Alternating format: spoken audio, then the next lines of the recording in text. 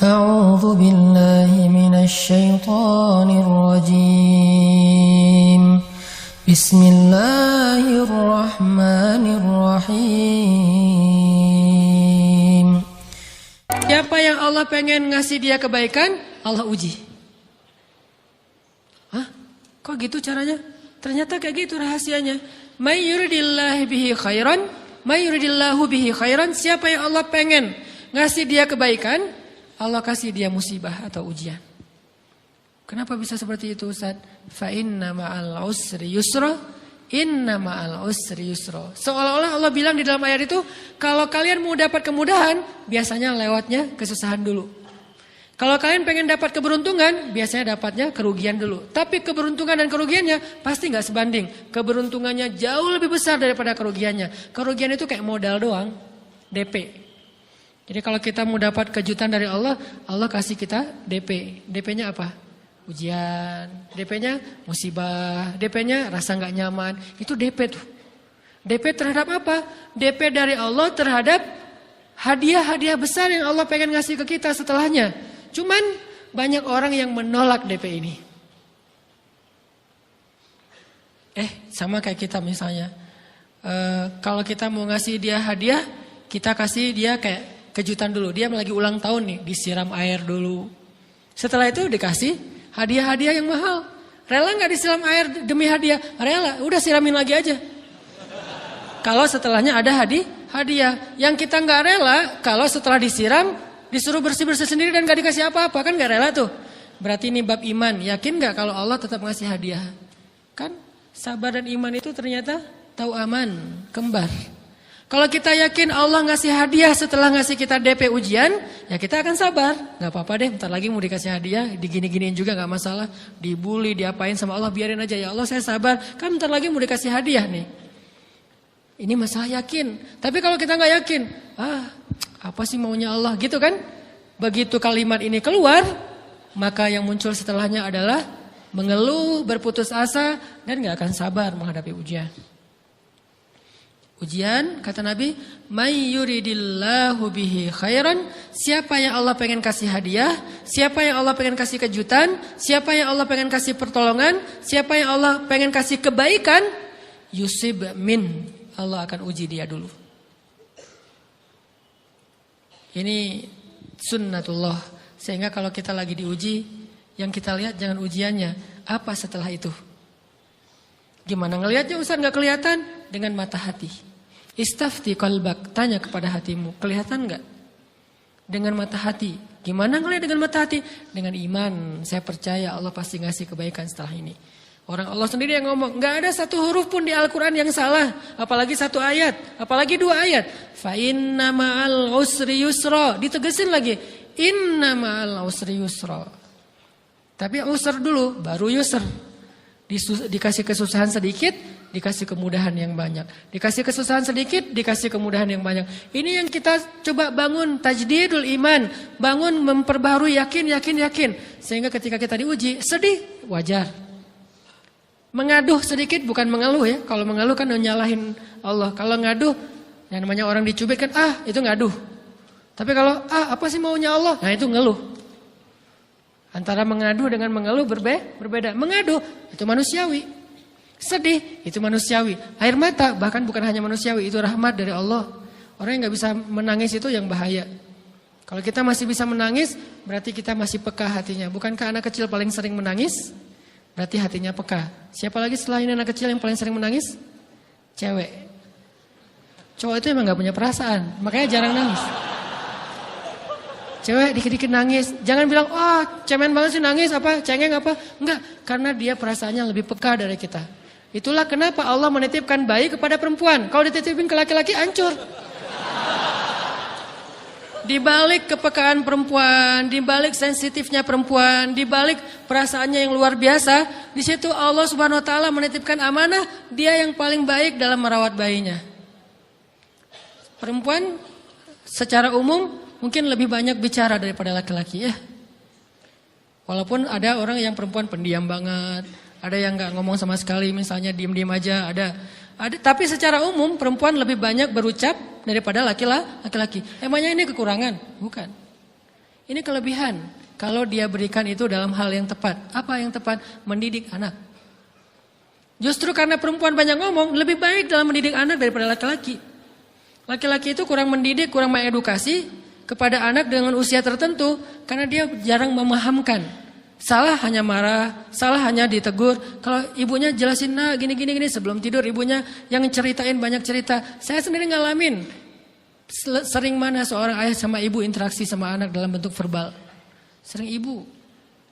Jadi menangis itu rahmat dari Allah. Gak apa-apa, nangis saja. Dan itu tidak disebut mengeluh. Kamu kok nangis sih? Kan orang Islam harus sabar. Emangnya nangis dengan sabar itu bertolak belakang? Sabar tetap sabar. Ya nangis jalan aja terus nangis. Nangis apa pakai nangisnya nggak cuma nangis doang, emotikonnya juga nangis, berderai-derai gitu. Sampai air matanya menggenang gitu kan ya. Bolehlah. Ditambah lagi dengan visual menangisnya posting bahwa dia lagi tertusuk duri dengan postingan kaktus atau apalah. Dia pengen share ke semua orang bahwa saya sedang sedih. Sehingga nanti ketika ada orang yang menghibur dia dengan sedikit kata-kata yang sabar ya segala macam, wah makin berderai-derai. Itu belum jadi. Kecuali dia keluarkan kata-kata mengeluh. Baru dia disebut orang yang banyak mengeluh. Berputus asa. Kalau mengaduh wajar. Walaupun ada nabi udah diuji berat gak mau mengaduh. Apalagi ngeluh. Zakaria. Digergaji mengadu aja enggak. Kenapa? Karena kata malaikat kalau kamu mengaduh sedikit aja. Maka Allah subhanahu wa ta'ala akan menghancurkan kaum ini. Dia kasihan kepada kaumnya gak mau mengaduh. Satu-satunya orang yang kita tidak boleh mengaduh hanya orang tua. Atau itu mengeluh kalau untuk orang tua. Kalau yang lain nggak disebut mengeluh. Kalau ke teman, malas nggak apa-apa. Jangan sering-sering tapi. Apaan sih? Ke teman boleh. Tapi ke orang tua, saja itu bukan lagi mengaduh, itu sudah mengeluh. Khusus untuk orang tua. Kalau di antara manusia. Kalau kepada Allah dan Rasul, pastinya lebih dari itu. Ketika kita diam saja, tidak langsung beranjak, sami'na wa ata'na labbaik ya rabbi wa sa'daik, nggak memenuhi panggilan Allah, itu sudah disebut bagian dari kufur ingkar. Tapi minimal kita mungkin masih mengaduh, kita masih menangis, kita masih lelah, kita masih merasa lemah, setidaknya kita tidak mengeluh. Kenapa? Kita percaya Allah kalau mau ngasih hadiah kepada hambanya, DP-nya itu ujian. Dan yakinlah hadiahnya minimal 10 kali lipat lebih baik daripada ujian itu. Minimal, karena nggak ada amal soleh yang dibalas di bawah 10 kali lipat tuh nggak ada.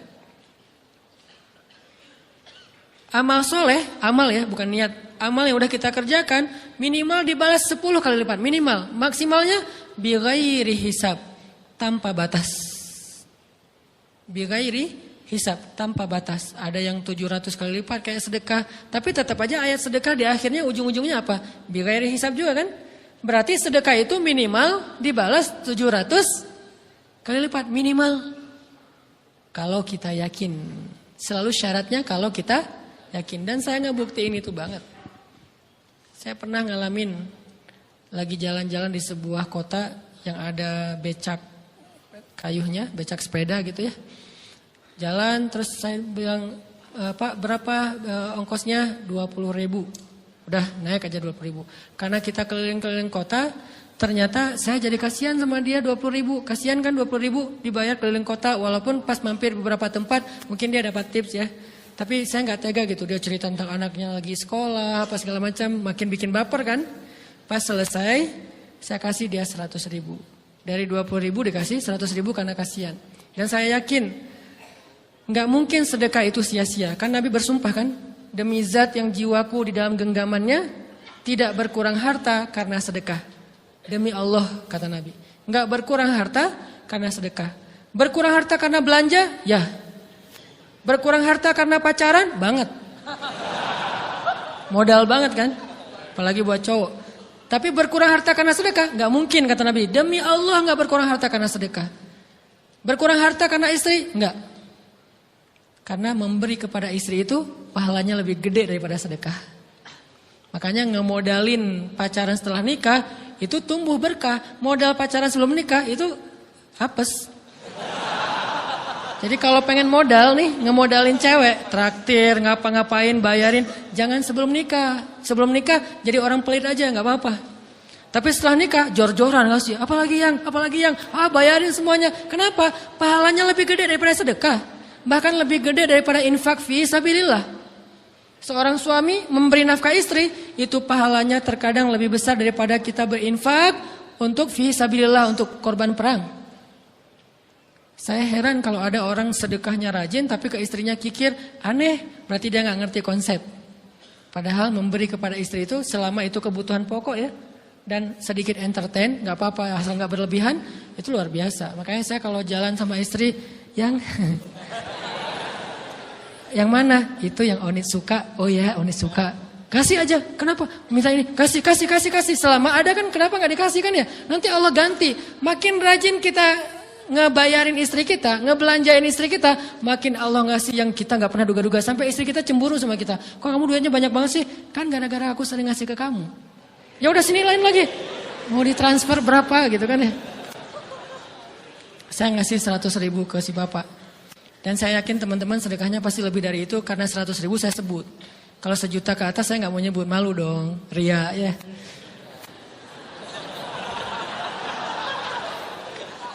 Sebenarnya nggak pernah sih.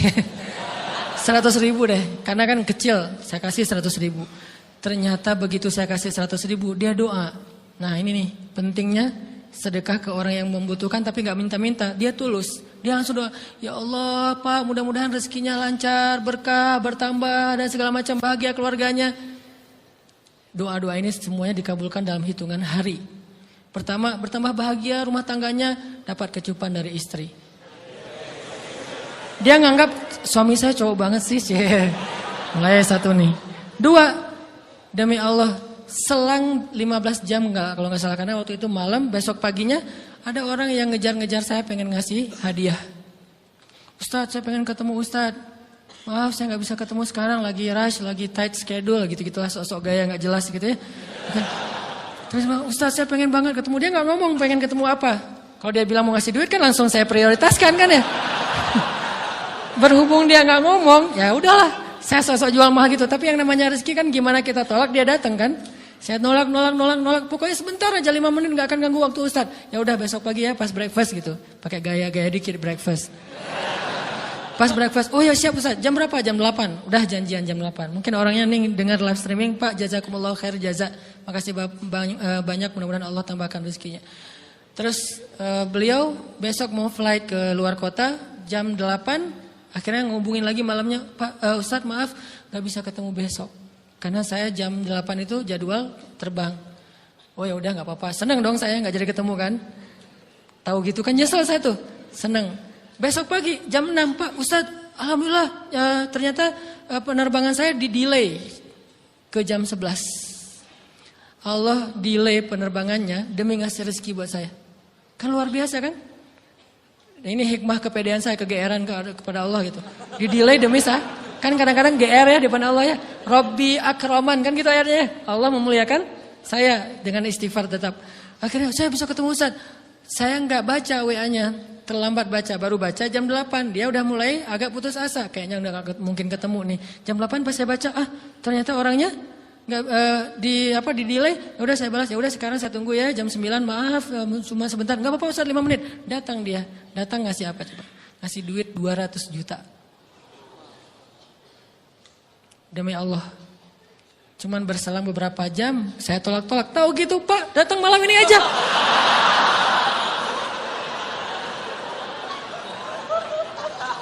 Harusnya malam itu juga saya cari orangnya. Kalau perlu saya yang nyamperin Bapak. Sherlock, saya kejar. Manusia gitu banget ya. Tapi Masya Allah di situ saya jadi tahu, oh doa orang itu lebih akurat, lebih mantap, lebih diijabah daripada doa saya. Mungkin bukan karena sedekah, tapi karena doa setelah sedekah. Ya Allah dan segala macam dimudahkan sama Allah. Itu luar biasa loh. Saya nggak percaya. Saya pikir main-main, orang nih iseng kayaknya pengen ketemu doang, pengen selfie. Ternyata pas saya cek, ditransfer, di capture, Ustadz udah ditransfer. Saya, jangan-jangan nih jebakan Batman gitu ya. Nyari-nyari sana segala macam. Alhamdulillah ternyata emang Niat baiknya pengen, alhamdulillah saya terkesan, saya dapat hidayah lewat Ustaz segala macam. Sekarang saya pengen membalas jasa Ustaz walaupun kecil. Kecil 200 juta. Untung saya nggak kaget dan kemudian pingsan. Ah Pak, 200 juta stroke kan ya, bahaya. Lebih mahal dari 200 juta.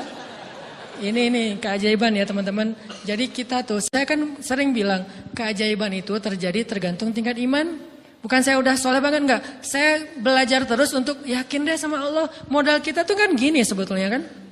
Duit kita tuh banyak loh teman-teman. Cuman gak disimpan di bank, gak disimpan di saku. Disimpannya di sisi Allah. Bedanya apa sih? Kenapa kita kalau disimpan di bank tenang? Saya lagi punya duit banyak dari 100 juta. Di mana? Di bank. Aman. Kenapa kalau disimpan di saku? Aman. Tenang. Kenapa kalau disimpan di Allah gak tenang? Kenapa kalau disimpan di Allah kita bilang gak punya duit? Ini kan gak fair sama Allah. Gak punya duit nih. Siapa bilang gak punya duit? Kan ada Allah. Tinggal minta sama Allah. Tapi gak ada wujudnya. Tapi kan ada janjinya. Bukankah janji Allah lebih kuat daripada wujud? Bukankah iman harusnya lebih mantap daripada sesuatu yang konkret yang kita lihat? Ada duitnya di sisi Allah. Kenapa gak dikasih? Karena kita belum butuh.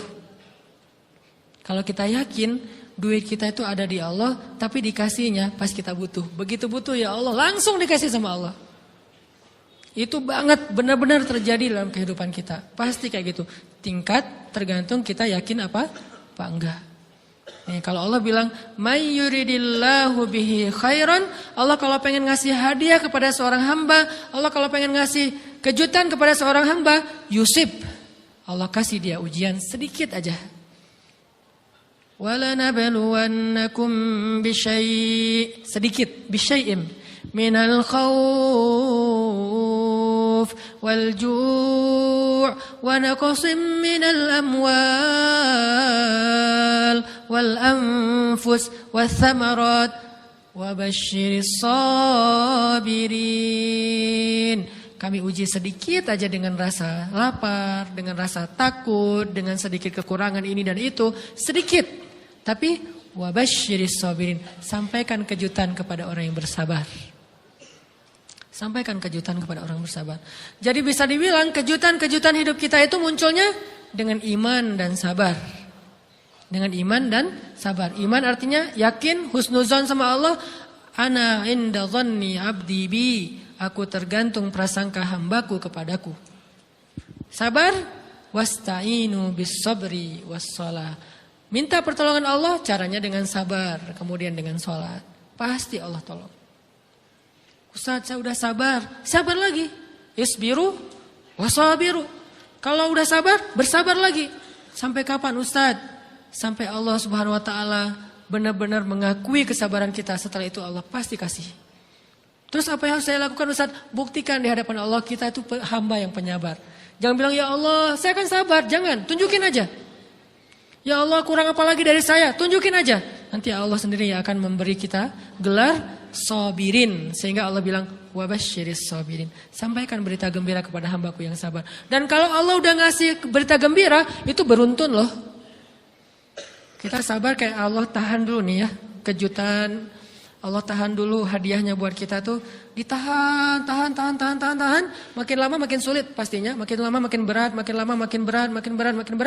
Begitu dibuka kerannya, itu nggak ada selesai-selesainya. Sampai kita kebingungan, loh, kok datang terus-terusan? Kayak gitu cara Allah memperlakukan hambanya. Nabi Ayub, sakit pertama, sakit fisik. Sakit kedua, sakit hati. 2 penyakit Nabi Ayub. Fisik pertama, beliau lumpuh, beliau sakit. Sakit hatinya apa? Ditinggalkan oleh orang-orang terdekatnya. Anaknya meninggal. Sedih kan? Kemudian pembantu-pembantunya pada resign. Makin kecewa. Dasar kalian. Kemudian teman-temannya pada menjauh. Grupnya nge-live dia. Bukan dia live grup. Grupnya yang nge-live dia. Orang unfollow. Tiba-tiba followersnya tinggal 1 doang. Yang tadi ada ribuan, sekarang tinggal 1. Istri satu-satunya yang masih setia mendampingi beliau. Tinggal 1 followersnya. Kebayang gak tuh? Yang posting udah sepi, udah gak ada yang nge-like. Istri aja yang nge-like. Ini nih Nabi Ayub. Ditambah lagi datang keluarganya ke rumah Nabi Ayub. Gak mau ketemu dalam jarak dekat. Dari luar ngomongnya, Ayub Kami gini. Kemarin kamu harta kamu tuh kan kamu ada masalah minjam duit karena istri kamu ini gimana nih bayarnya? Terus mereka tutup muka, nggak mau tertular. Mereka bilang jangan dekat-dekat dengan Ayub. Yang lebih parah lagi ada yang sampai nuduh gini. Ternyata ya kamu itu selama ini bukan orang soleh. Selama ini kamu tuh pura-pura pencitraan ordai. Ini buktinya nih. Ternyata akhirnya Allah tunjukin juga borok kamu, aib-aib kamu. Ternyata kamu itu selama ini orang munafik. Jadi Nabi Ayub malah dituduh orang jahat, orang yang terkutuk, yang selama ini mencitrakan diri sebagai orang baik gara-gara sakit itu dituduh demikian. Sedih luar biasa. Bertahun-tahun, ada riwayat mengatakan 17 tahun, ada yang mengatakan lebih atau kurang. 17 tahun ditahan semua kebaikan oleh Allah, kecuali satu, iman. Sehingga Nabi Ayub tetap yakin Allah maha baik. Pokoknya yakin Allah maha baik. Allah, gimana pun diuji, Allah maha baik.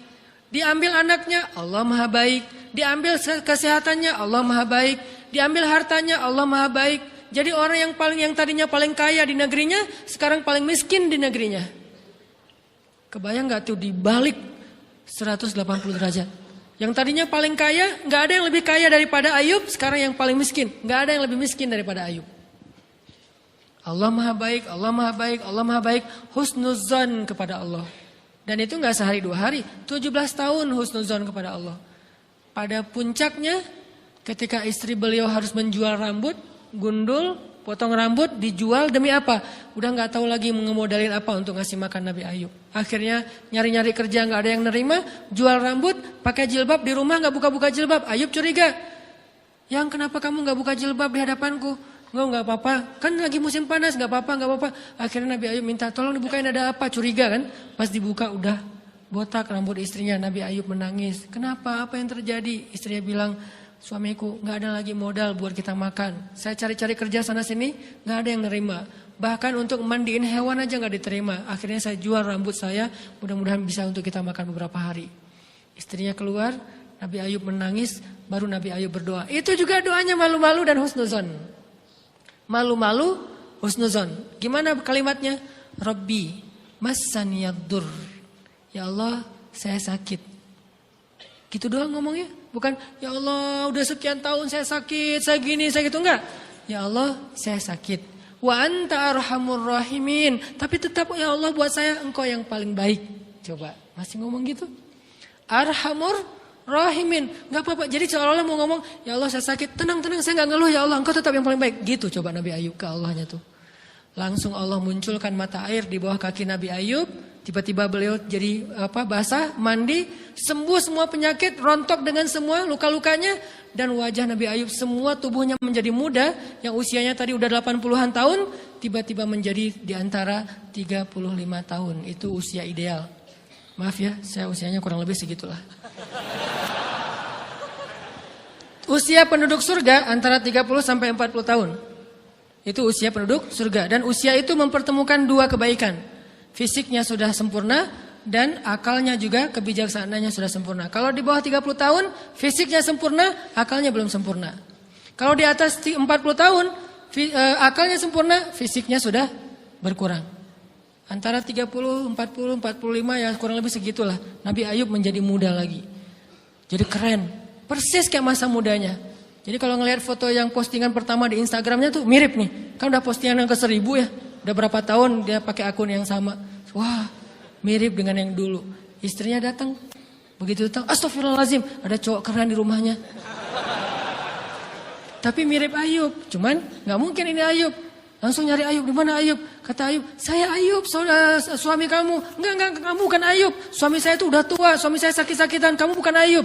Mirip sih. Akhirnya, saya Ayub, apa buktinya kamu Ayub? Ditunjukkan buktinya oleh Nabi Ayub. Apa buktinya?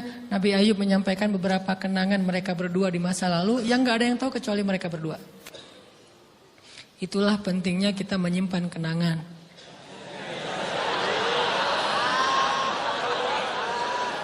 Kalau ada masalah gitu kan, nauzubillah harus operasi wajahnya. Kamu bukan suami saya. Ada buktinya apa? Ada satu hal yang cuma kita berdua yang tahu. Kalau perlu jangan satu hal, banyak hal ya. Cuma kita doang yang tahu. Orang lain nggak tahu. Pas disebut itu benar, tidak ada yang tahu masalah itu kecuali kita berdua. Akhirnya dipeluk Nabi Ayub ngajak istrinya untuk mandi di mata air yang sama. Istrinya mandi langsung muda lagi. Setelah itu Allah SWT beri mereka harta yang sangat banyak. Lihat kalau Allah udah buka, pertama fisiknya disempurnakan lagi. Kemudian Allah turunkan air hujan. Diturunkan hujan bukan air. Hujannya dinar dan dirham. Di belakang rumah Nabi Ayub itu ada tempat penampungan gandum gitu kan. Ada 2 tempat penampungan. Turun hujan pertama dinar. Sampai penuh penampungan gandum dengan dinar. Koin-koin dinar yang 1 dinar mungkin harganya sampai 3 juta. Turun banyak. Kemudian turunnya lagi dirham. Penuh. Turun lagi di atas atap-atap beliau. Sampai rumah Nabi Ayub dipenuhi dengan dinar dan dirham. Ini apa? Nabi Ayub kaget. Setelah itu istrinya hamil. Setiap tahun ngelahirin 13 anak Nabi Ayub yang sudah Allah wafatkan, lahir setahun satu, wajahnya, karakternya, namanya semua persis seperti yang sudah Allah ambil. Seolah-olah mereka belum meninggal tapi mereka hanya pergi dan kembali lagi. Dibalikin semuanya. Dan Nabi Ayub lebih kaya berpuluh-puluh kali lipat daripada sebelum beliau sakit. Buah dari kesabaran. Artinya Allah kalau mau ngasih kebaikan yang berlipat ganda, yang luar biasa, yusib, Allah kasih dia ujian sedikit. Itu hadis Bukhari. May yuridillahu bihi khairan yusib min. Allah akan menguji dia. Dan yang terakhir yang kita coba bangun juga. Ini saya yang lebih ke perasaan ya. Kalau amaliyahnya mungkin ustaz-ustaz lain mengajarkan amal riyadhah buat sabar segala macam. Ini lebih ke perasaan. Satu, kita yakin emang kita layak dikasih hukuman kayak gini. Emang kita banyak dosa. Jangan terlalu besar kepala, saya nggak layak dihukum, saya nggak layak diperlakukan kayak gini. Kalau manusia ke kita wajar, kita ngomong kayak gitu. Saya nggak layak diperlakukan kayak gini sama dia, oke. Tapi oleh Allah layak banget karena emang kita banyak dosa. Makanya kalau kita nggak kuat lama-lama digituin, banyak istighfar. Yang kedua, husnuzon, lebih keperasaan nih. Oh Allah pengen ngasih saya kejutan, sabar. Sampai kapan? Sampai Allah benar-benar melihat kesabaran kita. Yang ketiga. Nah ini juga lebih ke perasaan. Allah itu kalau kangen kepada kita, ngasih kita ujian. Terutama kita yang kalau gak dikasih ujian, jarang romantis sama Allah. Kalau udah dikasih ujian, Allah Akbarnya tuh bergetar gitu. Allahu Akbar. Kenapa banyak ujian? Tapi kalau lagi normal, sholat sebelah kaki, santai aja. Kalau perlu bersandar gitu ya. Sholatnya gak wudhu, tayamum cepet-cepetan, biar gampang gitu. Kan tayamum juga boleh Ustaz, kayak gitu-gitu lah. Kenapa? Kalau lagi normal. Doa, Rabbana atina fid dunya hasanah. Kalau misalnya baca dalam sholat, qul huwallahu ahad, itu juga dibagi 3 rakaat. Tapi kalau lagi diuji, Alif Lam Mim, Toha, Yasin, semua dibaca pembukaan surat. Khatam 30 juz teh. Kenapa? Lagi diuji. Sholat panjang, doa ya Allah, habis-habisan. Baru takbir udah nangis, Al-Fatihah aja nangis. Terus kalau ini baca Al-Quran, Bismillahirrahmanirrahim, khusyuk gitu. Tahajud, belum malam dia udah tahajud gitu. Tahajud, kirain udah saking semangatnya. Maksudnya apa belum malam dia udah tahajud? Dari sore udah kangen malam. Kapan ya malam, kapan ya tengah malam, kapan ya saya pengen tahajud, kangen dengan tahajud. Kan ada orang kayak gitu, saya kenal beberapa orang yang katanya hanya menunggu malam aja setiap hari. Setiap pagi, kapan ya malam. Pas malam bahagia tahajud. Pagi lagi kapan ya malam. Artinya belum malam udah tahajud. Saking kangennya dengan tahajud. Rindu banget sama Allah. Romantis banget dengan Allah. Khatam Al-Quran berkali-kali dalam seminggu. Begitu dia dikasih jalan keluar. Menjauh sampai lupa sama Allah. Sehingga kalau Allah kangen sama dia. Allah kasih dia ujian dikit. Ta'ala ya abdi. Kesini wahai hambaku, kesini. Biar kita berdua-duaan lagi nih. Kalau gak mau digituin, tetaplah dekat kepada Allah walaupun kehidupan kita dalam keadaan mudah. Tetaplah romantis sama Allah, tetaplah gampang tersentuh oleh ayat-ayat Allah walaupun hidup kita dalam keadaan normal. Mudah-mudahan 3 rahasia ini bisa menjadikan kita berhusnuzon dan terbangun awareness kita ketika kita lagi diuji. Terutama ujian-ujian yang spontan muncul dari kata-kata teman kita, dari sikap orang lain. Langsung ingat, oh saya emang ada dosa yang mau Allah hapus. Oh habis ini mau dikasih kejutan. Oh Allah lagi pengen dekat sama saya. 3 hal ini mudah-mudahan terus kita latih. Awarenessnya yang dilatih bukan hadis-hadisnya yang dihafal. Mudah-mudahan ketika diuji spontan kita langsung sadar. Langsung balik on the track. InsyaAllah Allah Subhanahu wa taala istiqomahkan kita fis sarra wa fit dharra, dalam keadaan suka maupun dalam keadaan duka.